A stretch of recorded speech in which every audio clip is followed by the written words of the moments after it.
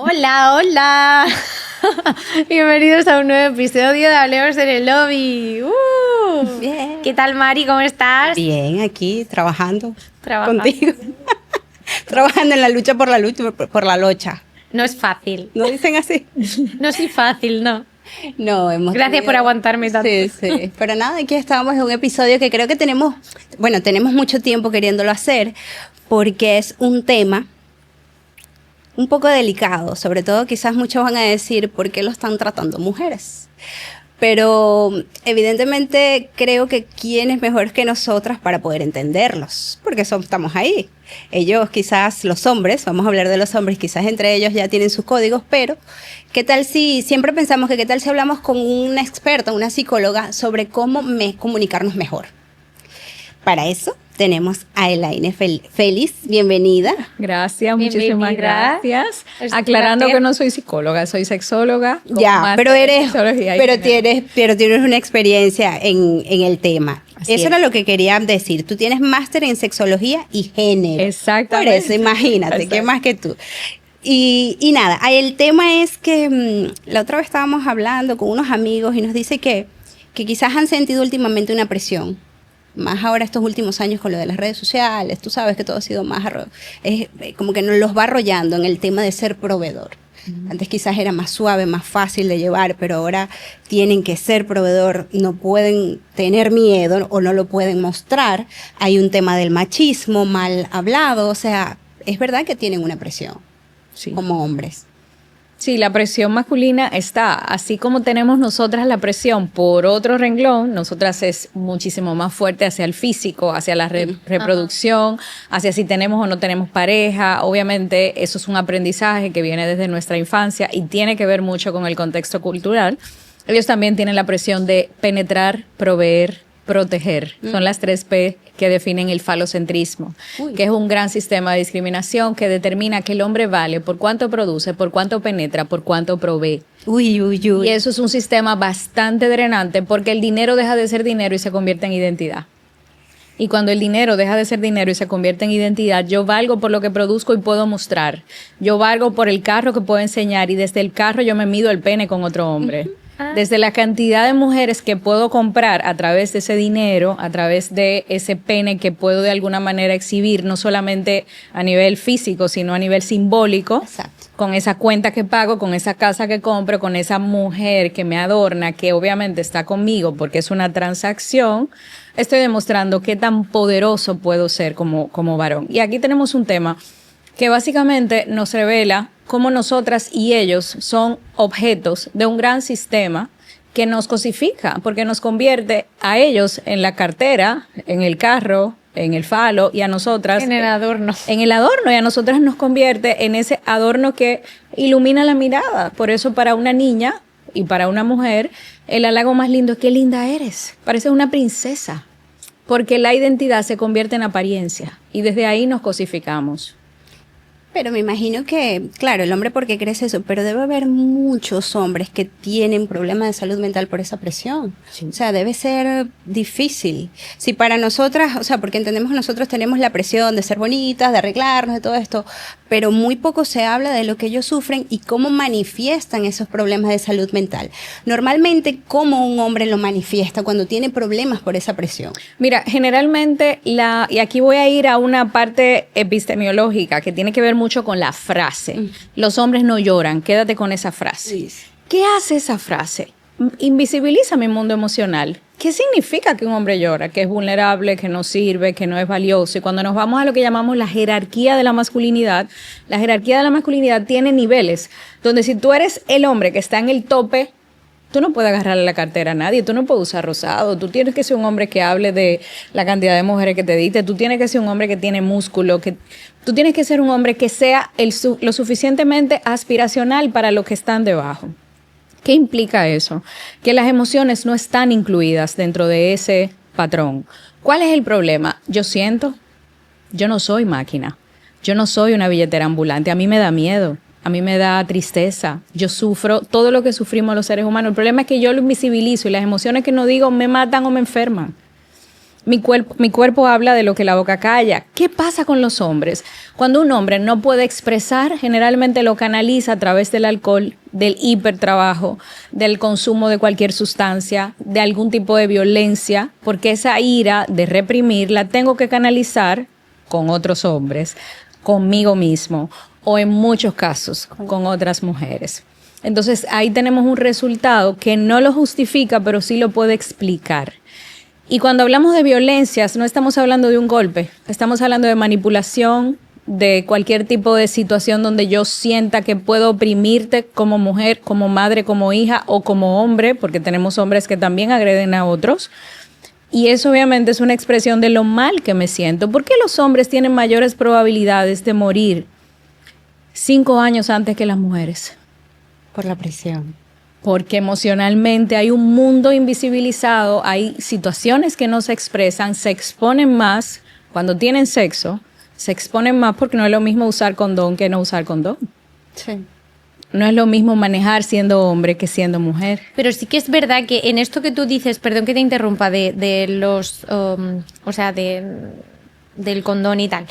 Creo que en esto las mujeres somos más perjudicadas porque hay muchas enfermedades de transmisión sexual que a ellos como que no le dan la cara, no le afectan, pero a la mujer sí. Aquí tenemos, aclarando que... Ellos son como más transmisores, ¿verdad? No, estamos hablando ahí de expresión de la infección de transmisión sexual, que no es lo mismo que enfermedad. Ajá. Se habla de infección porque no necesariamente estás enfermo, estás infectado. Ajá. No necesariamente presentes síntomas, pero sí tienes la infección. Entonces, hombres y mujeres pueden presentar o no presentar síntomas de acuerdo a su sistema inmunológico, de acuerdo al sistema de estrés, al contexto y también, obviamente, a la infección de la que estamos hablando. Ajá. Entonces, ¿qué pasa en este caso? Los hombres, si presentan síntomas, buscan ayuda. La mayoría calla. Sí que es verdad que en el tema del VIH son los más callados porque ha sido algo que lo ha reprimido, porque antiguamente se relacionaba, tú tienes el VIH, eres gay.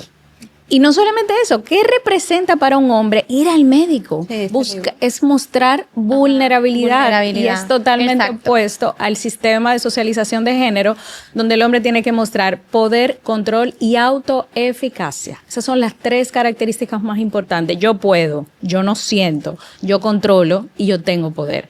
Sí, y entra también un problema social que quizás pasa mucho en nuestros países del Caribe, nuestros países, que estos hombres que quieren mostrar poder y no pueden a través del trabajo porque todo es un proceso para poder llegar aquí, tengo que empezar aquí, entonces como están en esa presión de que este hombre sí tiene y tiene esta mujer y también, como tú dices, las 3P, las cumple todas, para yo poder llegar aquí en mi trabajo tengo que robar o tengo que ser corrupto. Porque al final de cuentas Y pasa. incide mucho el contexto social, donde lamentablemente no hay un esquema que la gente pueda decir el valor de no robar.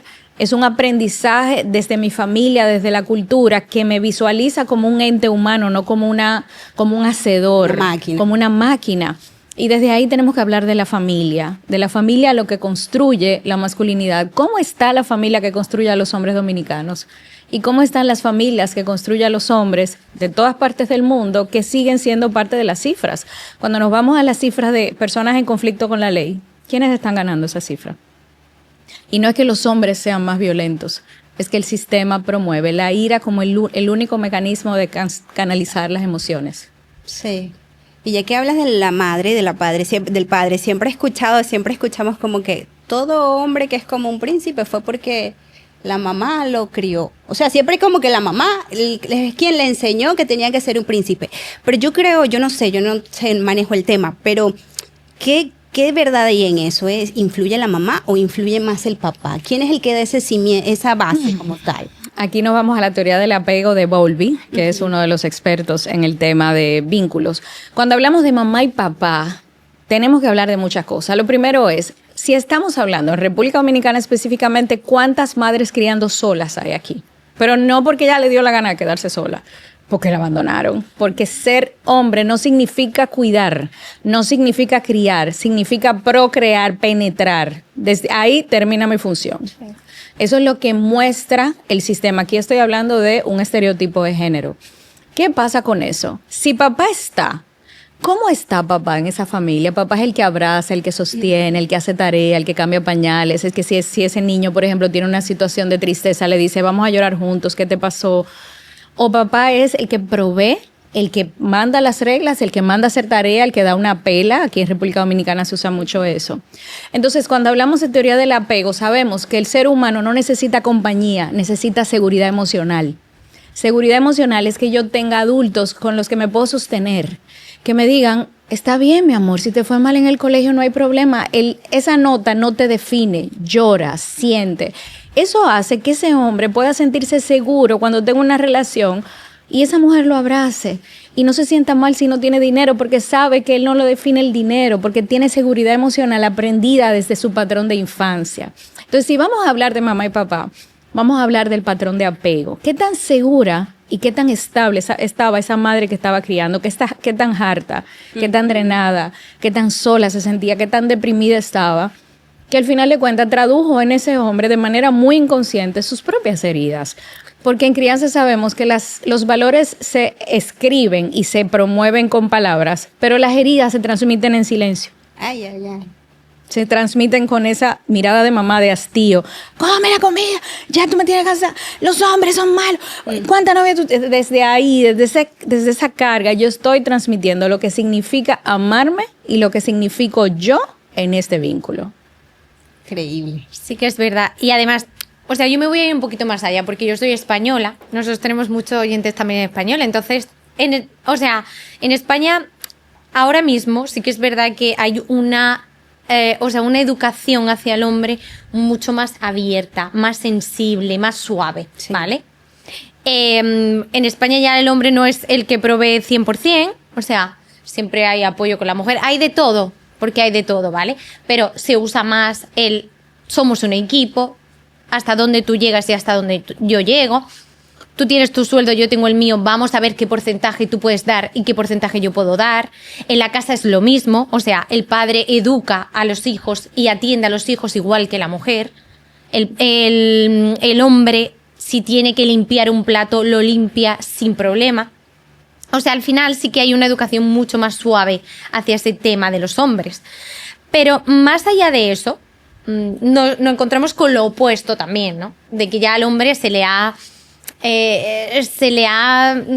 puesto en un papel de monstruo, ¿no? Por así decirlo. Entonces, ya como que el hombre ya no tiene esa libertad que podría tener de, por ejemplo, dar un piropo, de decir, ay, qué guapa esta chica, ¿no? O que porque ya las mujeres tenemos mucho poder a nivel ya de leyes y todo, y en España ahora mismo, ¿qué está pasando? Que al hombre se le está silenciando y ahora es la mujer que tiene el poder, y eso no es igualdad. O sea, ya no estamos inclinando hacia el otro lado, bajo mi punto de vista. Entonces, realmente a mí me da mucha pena el hecho de que ya ante una ley la mujer sea mucho más fuerte que un hombre a la hora de, no, es que a mí este hombre me ha maltratado, a mí este hombre me ha dicho, a mí este hombre ¿sabes? Y la mayoría de las veces no es verdad. Ya la mujer se nos ha puesto como ese gancho barato de decir, déjame cogerlo, ¿no? Esta tecla de déjame cogerla para también amenazar a los hombres con esto. Entonces, a mí me gustaría saber también, o sea, porque al final, aunque tú lo quieras poner del otro lado, en España ya la educación es mucho más suave, todo, pero también tienen el lado de que la mujer ha cogido mucho más poder. Entonces, ¿tú cómo ves ese punto de vista? No sé. Mira, en los movimientos sociales siempre hay extremos y generalmente hay desequilibrios precisamente porque somos humanos, y para poder nivelar hay que nivelar también esos extremismos. ¿Qué pasa? Si tenemos extremismos, en el caso particularmente de tu país, como lo estás diciendo, a mí me encantaría irme a las cifras, porque las cifras son humanos. A mí me encantaría saber si realmente las mujeres tienen las mismas exigencias a nivel de laboral. Si, por ejemplo, cuánto le dan de vacaciones a papá y cuánto le dan de vacaciones a mamá en caso de... Exacto. A mí me encantaría saber cómo está la cifra de violencia de género de mujeres que son asesinadas o que son golpeadas en España. A mí me encantaría saber si, por ejemplo, los hombres, socialmente hablando, tienen las mismas capacidades de pedir una licencia si tienen un proceso depresivo que una mujer. A mí me encantaría irme a las cifras, porque a veces, lamentablemente, vemos situaciones muy sesgadas desde nuestra percepción, desde nuestra burbuja social, y cuando nos vamos a las cifras nos golpeamos con una realidad que duele y pesa. Te lo digo porque lamentablemente en España, yo que trabajo mucho con el tema de infecciones, tenemos una explosión de ITS de una manera increíble porque los hombres no se quieren poner un preservativo. Y cuando trabajamos con preservar la salud y sobre todo comportamientos de riesgo, ahí tenemos que ver justamente cómo el sistema, ¿qué dice el sistema cuando un hombre se cuida y dice, vamos a ponernos un preservativo? ¿Qué tan sexy es eso? ¿Y qué tan arriesgado es para yo considerarme un macho pecho peludo? Pero en esa situación yo creo que estamos más a nivel mundial. Porque es verdad que hoy en día, por ejemplo, yo en mi época, yo tengo que decir que me han tocado muchachos muy, muy, muy respetuosos en este tema, ¿vale? Pero sí que es verdad que hoy en día, y justamente leyendo algo en redes sociales, salió esto de que hoy en día los hombres te dejan claro, mira, si no es con nada, no hago nada, ¿me entiendes? Entonces yo creo que eso es más a nivel mundial, porque aquí también lo hay, de que ahora mismo hay como ese movimiento de que los hombres no se quieren proteger. Bueno, yo te estoy hablando de tendencias. Obviamente, si nos vamos al foco que fue tu pregunta, para irnos directamente a la respuesta, es sumamente importante entender, si tenemos mujeres que están haciendo denuncias falsas, el sistema tiene muy bien claro cómo identificar eso. No nos estamos inventando el agua. Por lo menos yo que trabajo con mujeres maltratadas y trabajo con hombres que en muchos casos también son maltratados, ¿qué significa para un hombre ir a la justicia y decir, mi mujer me golpeó o me está manipulando psicológicamente? ¿Qué hace ese policía cuando recibe esa denuncia de ese hombre? ¿Qué tan difícil es para ese hombre evidenciar un maltrato donde realmente el sistema lo diseñó para que sea él que lo haga? ¿Cómo se ve a nivel legal y cómo se ve a nivel identitario? Entonces, si vamos a hablar de violencia, si vamos a hablar de extremismos, necesitamos irnos a la fuente, porque lo que vemos en la red y lo que yo vivo no define el colectivo. Cuando vamos al colectivo, tenemos que hablar de cifras, tenemos que hablar de comportamientos que sí revelan lo que hay detrás de eso. Porque que una mujer diga que un hombre la golpeó para que le dé dinero o para que de alguna manera para hacerle daño. Eso no representa realmente un comportamiento que colectivamente me está dando otro resultado. Entonces, para mí, tengo que ser lo suficientemente ética. Entiendo que es muy difícil que una mujer haga una denuncia falsa cuando, por ejemplo, está siendo realmente maltratada. Eso yo particularmente no lo... Sí, ahí habrán casos. Habrá casos, sí, hay de obviamente. todo, pero sí es más difícil. Pero no es la norma. No, sí. Entonces, para poder hablar de manera ética, a mí me gustaría que pudiésemos hablar del fondo, de lo que está pasando en cualquier sociedad del mundo. Sí te puedo decir que no hay una sociedad en el mundo igualitaria, todavía no la tenemos. No la tenemos. Y los hombres son muy vulnerables en muchas situaciones y en muchos casos. Y por eso, más que nada, queremos hacer este episodio también para dar esa luz y esa voz y como un reclamo también. Claro. ¿Por qué no? O sea, Y me encantaría que, por ejemplo, en el caso de España, si los hombres, como así nosotras nos empoderamos y creamos movimientos donde reclamamos y comenzamos a visibilizar los tipos de violencia que estábamos sufriendo y ya las podemos nombrar, de esa misma manera los hombres que también lo hagan, que se animen y que puedan trabajar desde lo que llamamos masculinismo, así como el feminismo hizo esos reclamos colectivos y hemos logrado muchas cosas, el masculinismo también está haciendo lo que en muchos casos los hombres necesitan, que es construir red, expresar lo que sienten, visualizar sus propias violencias y cómo las cifras impactan a la masculinidad de acuerdo al mismo sistema que nos oprime a nosotras. Exacto. Es que este tema también lo queríamos tocar porque si nos ponemos a ver cuando tú dices que viene desde el hogar, que le decimos a los niños no lloran, los niños esto, los niños, sin querer eso es un maltrato, ¿verdad? Mira, no lo podemos ver como maltrato per se porque no lo hacemos con la intención, no hay una intención de hacer un daño, es un aprendizaje traído desde generaciones, donde llamamos aprendizaje intergeneracional, que establece un status quo. El status quo lo establece la estructura. La estructura es la sociedad en la que crecimos, donde, por ejemplo, a mí me ha catalogado como mujer porque nací con vulva y tengo cromosomas femeninos, para que mi posición social sea el espacio íntimo. ¿Qué significa el espacio íntimo? Tú eres la encargada de tareas de cuidados, reproducción y emociones. Ese es tu renglón. Los masculinos tienen un espacio específico que es el espacio público, el reproductivo a nivel económico, el competitivo y todo lo que tiene que ver con lo social, con el espacio público que tiene que ver con poder, jerarquía. Si yo me ocupo del espacio público, ¿quién se ocupa del espacio privado? Yeah. Entonces, para poder sostener que el espacio público pueda producir, pueda penetrar, pueda competir y pueda ser el que mantiene la jerarquía a nivel de poder, tiene que haber alguien sosteniendo el espacio privado. Y por eso nosotras nos dicen, ¿cuándo vas a tener hijos? Dime. Pero ¿cómo va a ser con uno solamente? No, uno no es familia. ¿Y cuándo te vas a casar? Porque a nosotros necesitamos parir. Porque cuando parimos, intercambiamos nuestra energía a través del amor que le damos a nuestros hijos y a nuestra pareja y sostenemos mucho mejor el espacio privado para no competir con el espacio público. Sí.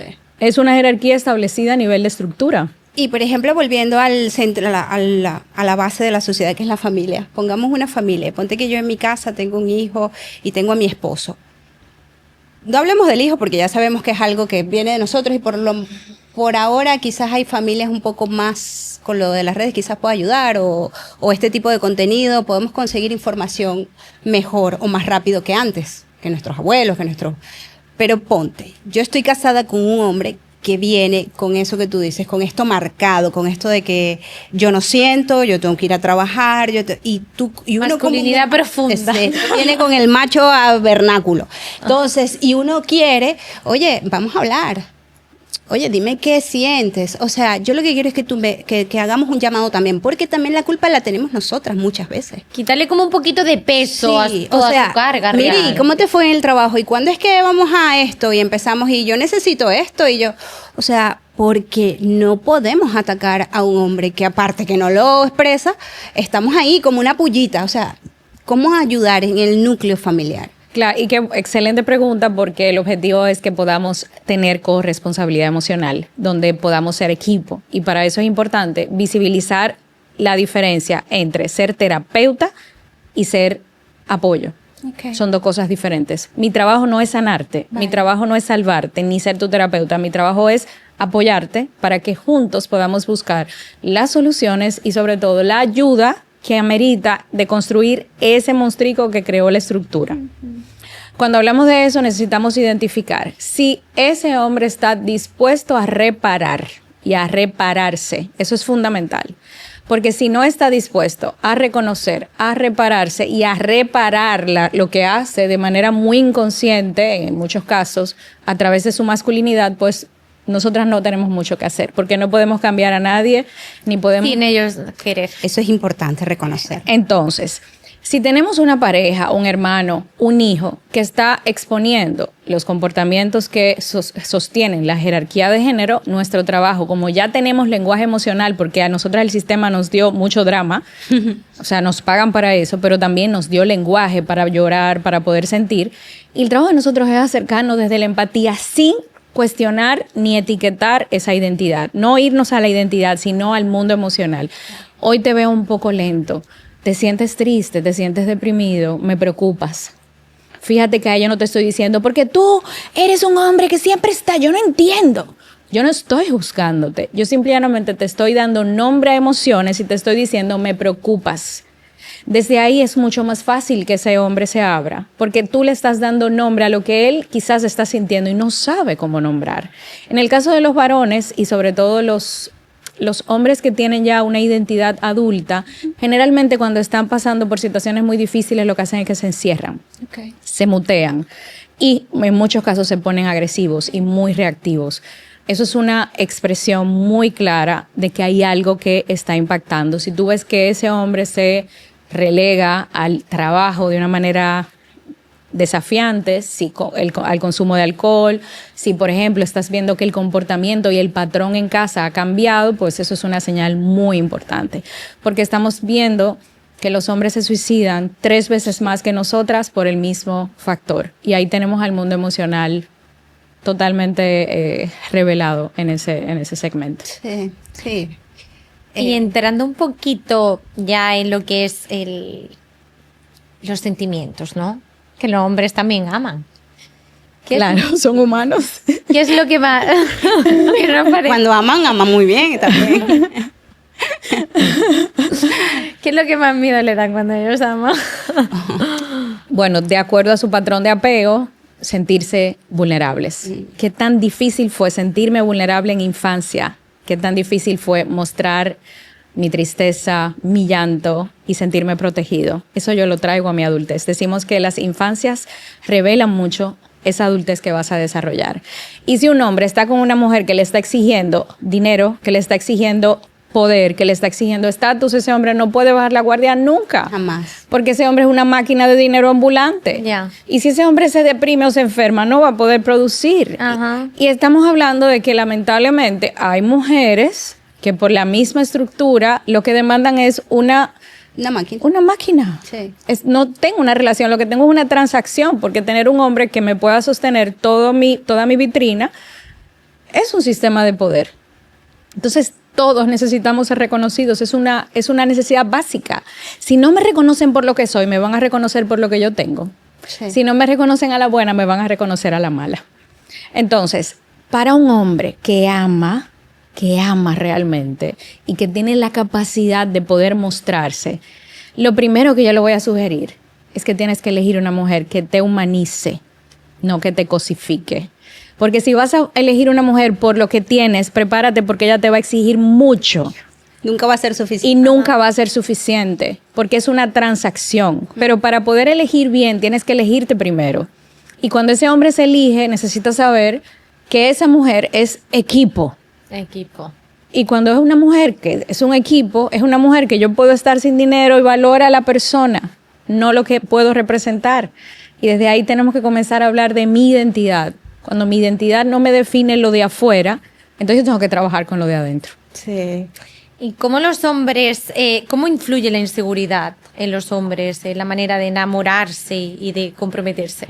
Bueno, cuando un hombre se siente inseguro de sí mismo porque no sabe quién es sin los estereotipos establecidos, no sabe quién es sin la mirada de los otros cuando le aplauden, que dicen, hey, estoy pegando cuernos, tengo una tipa.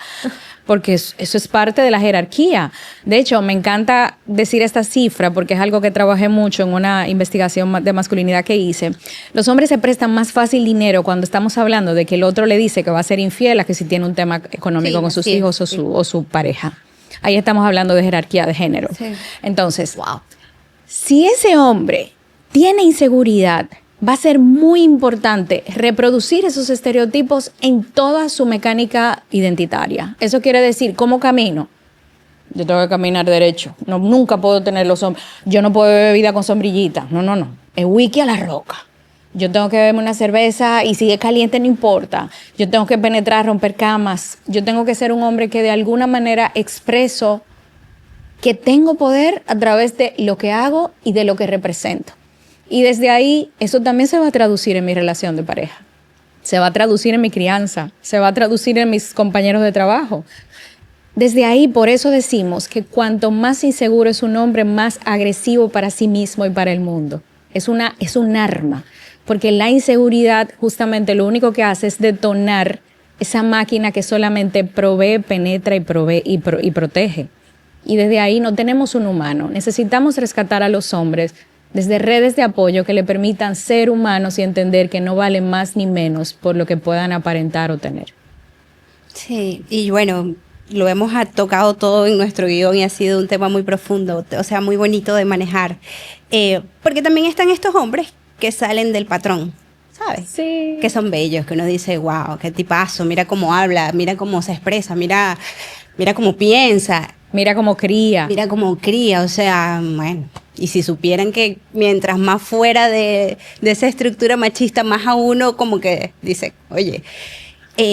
concha, hay que hacerle un llamado a estos hombres que están puyando a estos otros hombres que dicen, no, pero tranquilo, yo estoy bien en mi casa, y no, pero mira la tipa, o sea, porque entre mujeres yo sí creo que, bueno, también hay sus casos, no hay que generalizar, pero pasa mucho que uno dice, no, mira, yo soy tranquila y ya, o sea, yo me voy a mi casa tranquila, y la otra lo respeta, pero entre hombres, o sea, también hay que hacer, porque como tú dices, viene de los niños que empiezan desde chiquito a fuñirlo, pero ya cuando tú tienes un círculo de amigos y, cónchale, hay unos que son un poco más sanos, o sea, han trabajado más, ¿por qué no dejan, por qué tienen que estar ahí como que, pero comete el error, ¿verdad? Como un diablito, o sea, yo creo que hay que también relajarse entre ellos, o sea, como que... Es que el sistema a los que se relaja lo pisotea Pobrecito. fea, o sea, nerdo, palomo, Sí. mamita, ¿qué otra cosa? Sí, o cosas constantes, o una amiga, oye... Es más, ponte a ver los muñequitos infantiles.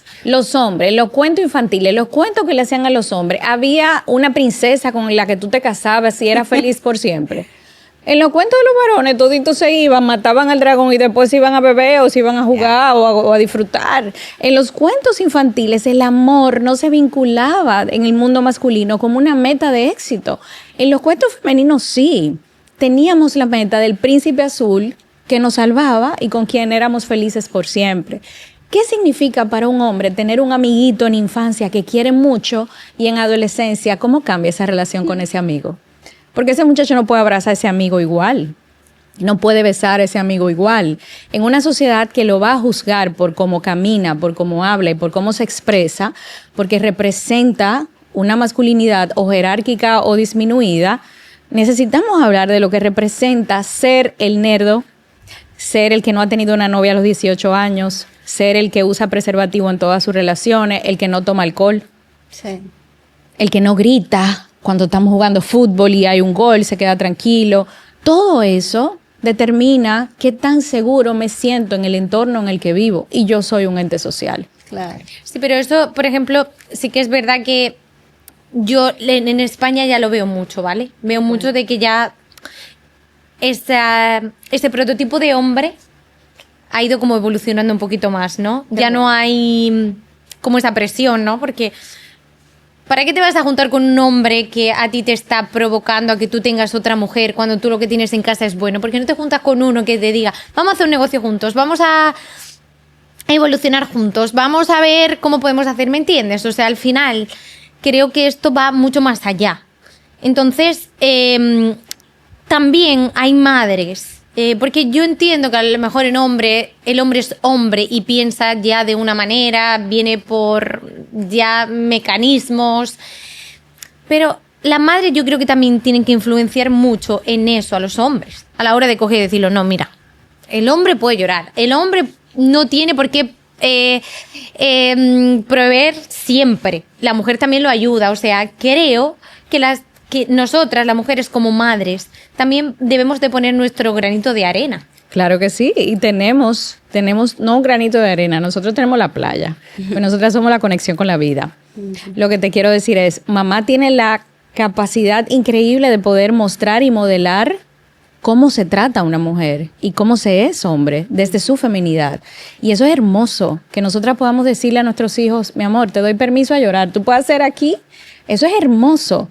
El tema está, y es importante que lo podamos determinar, en que cuando hablamos de teoría del apego, no estamos hablando solamente del género del adulto que me sostiene, estamos hablando de cualquier persona que sea el adulto que me guía, si es mi abuela con quien me crío, si es un tío, si es mi papá o si es mi mamá. ¿Qué tan seguro me siento para poder ser con ese adulto y sentirme lo suficientemente amado, no por la nota que saco ni por el comportamiento, sino por ser persona? Sí. Entonces, cuando hablas de las madres, sí tenemos mucha incidencia, pero ¿cómo está esa madre que está criando? Quizás es la abuela que tiene la capacidad de poder darle esa seguridad a ese niño. Pues que lo haga la abuela. Por eso decimos que para criar se necesita una tribu, porque generalmente la sociedad relega a mamá la responsabilidad de una tribu completa, cuando nosotras necesitamos también visibilizar la carga que implica ser exclusivamente nosotras las que modelemos y las responsables del resultado. Sí. Porque si ese hombre es violento o si ese hombre es, vamos a decir, que tiene algún tema ¿Y dónde estaba la mamá? Sí. ¿Y cuál? Sí, pero estamos hablando de adultos. Estamos hablando de que tanto mamá como papá tienen lo que llamamos corresponsabilidad de modelar, que aquí se llora, que aquí se siente, que aquí somos humanos y que aquí no nos definen ni comportamientos ni roles. Sí. Y el aire para ir cerrando, porque de verdad has tocado todos los temas sin preguntarlo, ¿sabes? Ha sido una conversación muy, muy natural. Quizás para los hombres que ahora mismo están pasando un momento de frustración a nivel laboral, de ira, de que llegan a su casa y no encuentran el apoyo o hasta se sienten que lo están engañando, porque los hombres también pasan por todo. O sea, ¿cómo tú los puedes aconsejar a que mejoren o cómo llevar mejor la frustración y la ira? Mira, a mí me encantaría que puedan entender que la ira es necesaria. La ira es una energía y es una emoción necesaria porque nos está diciendo algo, nos protege, nos expresa que hay algo que nos está molestando. ¿Qué hacemos con la ira? Es lo que tenemos que comenzar a transitar. Si tenemos un hombre que está sintiendo ira porque le está siendo infiel, porque tiene una situación económica, exprésala. El tema está en cómo la expresas de manera tal que no te haga daño a ti ni a las personas con las que estás. Entonces, a veces hay que buscar ayuda para identificar qué me está diciendo esa ira. Eso que me están haciendo, me lo están haciendo ahora, ya me lo hicieron mucho y tú lo que estás dando en una piedra que ya tiene un hoyo porque hace mucho que me estoy sintiendo el mamita. Eso que tú me estás haciendo como mujer me recuerda lo que me hicieron en el colegio cuando me bullearon por el tamaño del pene. O sea, necesitamos identificar, nombrar qué me está trayendo esa ira. Cuando yo lo nombro y me doy cuenta que me tengo que beber un trago todas las noches para anestesiar el dolor o el duelo no transitado, entonces ya lo puedo resolver. Entonces, ¿qué yo le digo a esos hombres? Identifica qué te trae esa necesidad de trabajar incansablemente. ¿Qué te está diciendo esa necesidad de golpear, de agredir, de mutearte? Vete al fondo y si no puedes solo, busca ayuda. Sí, qué bonito. Es tan lindo buscar ayuda, es tan lindo pedir una dirección cuando me pierdo, es tan lindo decir no puedo, porque estás revelando que mereces ser acompañado, sostenido y sobre todo que te amen por lo que eres, no por lo que representas. Entonces, a mí me encantaría que los hombres se animen y no solamente eso, que podamos poner de moda a los hombres buenos, nobles, sensibles, porque hay muchos. Uy, sí. El problema es que no lo ponemos de moda porque esos hombres no representan el estereotipo que sigue siendo el que define una masculinidad jerárquica. Aquí no estoy hablando, estamos hablando de 5 niveles de masculinidades dentro de la jerarquía de masculinidad, que tendríamos que hacer otro podcast para desarrollarlo. Pongamos de moda ese hombre que friega, ese hombre que te dice, wow, me encanta cocinarte en la mañana, que tiene sexo contigo para mucho más que un orgasmo, que sabe comunicarse, que sabe tocar, que cambia pañales, pero no solamente cambia pañales, escucha emociones, canaliza lo que su pareja necesita porque con solo mirarla la siente. Vamos a hablar de esos hombres y vamos a ponerlos de moda porque sí existen. El problema es que no son atractivos para las mujeres machistas. Sí. Cuando un hombre que es noble, que es humano, se quita el traje de superhéroe y se humaniza, una mujer que tiene también los estereotipos dentro de su identidad no lo ve como atractivo. Por eso siempre he dicho que cuando nosotras comencemos a criar hombres para tener mujeres que las acompañen y mujeres que no busquen hombres que las mantengan, entonces vamos a tener una sociedad un poco más equitativa y con menos situaciones de salud mental y de cifras que impactan tanto a las mujeres como a los hombres. Sí, qué bonito. Me ha encantado ese mensaje final. Sí. Y que de pronto se sorprenden, ¿sabes? A veces yo he tenido amigas que dicen, él viene con una carga y bueno, y se sirve un trago y habla mal. Y yo digo, sería tan simple abrir una botella de vino y que los dos hablemos de lo que pasa y ya, y se acaba. Lo hablamos, lo tratamos y lo disfrutamos. Sí, pero es que tú ahí estás dando, tengo que especificar eso. Para que haya una relación real, tiene que haber conexión. Okay. Y la conexión implica intimidad. Y para la intimidad necesitamos incomodidad, sostener la incomodidad. Uy, sí. Y eso no todo el mundo lo sostiene. No. Porque si yo estoy incómoda conmigo, si a mí me guía de la vida, si estoy harta de estar harta, yo no voy a sostener tu incomodidad porque la mía es mucha. Entonces, desde ahí yo construyo una relación superficial. Yeah. Y la superficialidad es el antídoto que nos vende el sistema para tener relaciones con finales felices. Yes. Donde tenemos 30 años de casado, pero nos odiamos, no nos conectamos, nada más tenemos en común los hijos y la crianza de 30 años y la costumbre.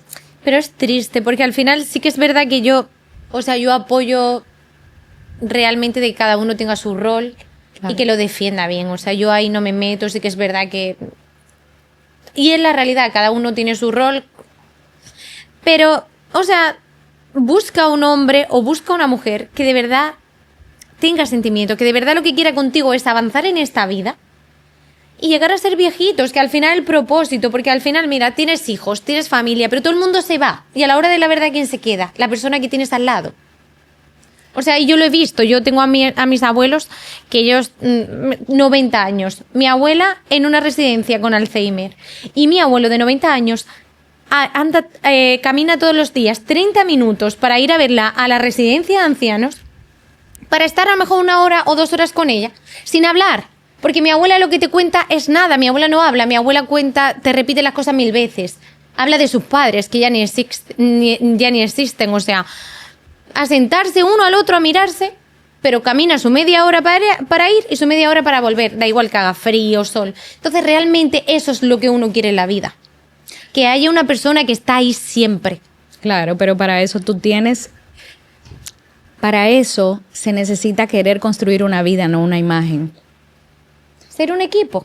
Y cuando construyes una vida, dejas de buscar hombres que te mantengan y mujeres que te atiendan y comienzas a buscar personas con quien compartes la vida. Exacto. Entonces, para eso necesitamos partir de nosotros. Exacto. ¿Qué queremos nosotros con nuestra vida? A partir de ahí, entonces vamos a buscar personas que se alineen o de alguna manera aporten a la imagen que queremos construir para que todos vean la vitrina de una vida que no nos sirve a nosotros. Sí. Y lo que tú dices, que si es insostenible una conversación incómoda, o sea, ¿con quién más la voy a tener? O sea, Sin incomodidad no hay intimidad. claro. Ay, gracias, Elaine. Gracias, De verdad, ha sido una muy conversación chulo. muy bonita, muy bonita. Me alegro. Tenemos que volver para hablar de esos 5 rangos de masculinidad. Yo feliz. Hay que profundizar en el tema para lograr entender y ayudar también a los hombres, Sí. porque eso también Es que está en nuestra mano. No, y lo bueno sería que los hombres y las mujeres puedan entender este programa, este podcast y todo el contenido que se pueda buscar en las redes, no como una manera de culpar ni buscar las víctimas y los victimarios, porque nos metemos en ese jueguito muy fácil. Ay, sí. A mí me encantaría que pudiésemos analizar qué puedo aportar yo desde mi canchita, desde mi escenario, para que un hombre pueda de alguna manera abrirse conmigo y pueda yo aportar a que ese hombre pueda tener bienestar, que es lo que todos los humanos necesitamos. Sí. Me encantaría que quienes se están criando puedan entender que desde la crianza rompemos y alimentamos el sistema que nos tiene a todos como si fuéramos ratas de laboratorio, peleando en luchas de género totalmente estériles y solos. Sí. Entonces, sería bueno que pudiésemos utilizar este contenido para unirnos, porque somos seres de contacto y nos necesitamos. Hombres y mujeres nos necesitamos. Qué bonito ese último mensaje. Nos quedamos con eso, gracias. A ustedes. Gracias. ¿Y dónde podemos encontrarte? Bueno, yo estoy en Instagram como Elaine Feliz 1, estoy en YouTube también como Elaine Feliz, me pueden encontrar en TikTok, busquen Elaine Feliz con Z, Elaine Feliz. Y con muchísimo gusto puedo también aportarles con asesorías personalizadas porque amo este tema y puedo de alguna manera también aportarles con el curso que tengo para padres de educación sexual para romper con todos estos estereotipos y criar humanos que sean, no que parezcan. Ay, qué bonito, qué bien. Qué bonito, qué bonito. Gracias. Y nada, gracias un episodio más por estar ahí.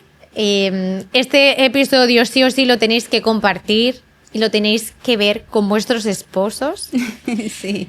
para que ellos también... Con un vinito. Exacto, exacto. Y una Busca ahí un chulería. momentito así, venga, vamos a ver algo esta noche. Tiempo para los dos, tiempo Claro. de calidad. Y lo veis con un vinito y lo comentáis y cualquier cosa, pues lo dejáis en comentarios que lo vamos a responder, ¿verdad? Ya lo sabes, sí. Que muchas gracias por estar ahí nuevamente. Suscríbete, dale like, comparte. Síguenos. Y síguenos en redes sociales, @Hablemos en el lobby. Gracias. Un besito, Bye. las queremos.